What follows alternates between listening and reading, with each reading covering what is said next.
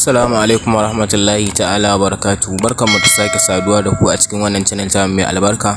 Muna roƙon ku wannan ne zuwan ku na farko wannan channel ta mu da ku danna mana subscribe sannan ku danna alamar like domin ƴan uwa su ma su gani su amfana.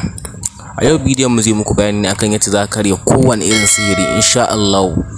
In dai ka bi ta wannan hanyar da muka nuna insha Allah kowane irin sihiri ne za ka karya shi da farantin fafiya. Insha Allah, amma kafin mu shiga cikin bidiyon muna roƙon ku da ku danna mana subscribe sannan ku danna mana alamar like. Muna roƙon ku. Yacce ake karya kowane irin sihiri da farantin fafiya. Da farko zaka samu farantin fafiyar ka zaka shanya shi ya bushe. In ka shanya shi ya bushe, bayan ya bushe zaka ɗauko shi zaka daka shi. In ka daka shi zaka samu tawada. In ka samu tawada sai ka zuba a ciki ka juya. In ka zuba a ciki ka juya sai ka samu allo. Ka samu allo sai ka rubuta ayatul kursiyu kafa 3, falaki kafa 3, nasu kafa 3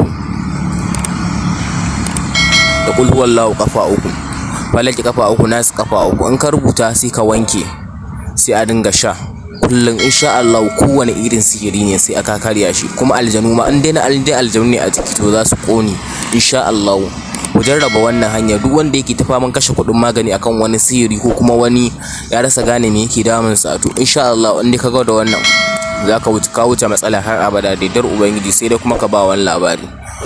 Kafin ku fita daga wannan bidiyo muna roƙo da ku danna mana subscribe sannan ku danna mana alamar like domin su ma yan uwa su amfana. Mun gode.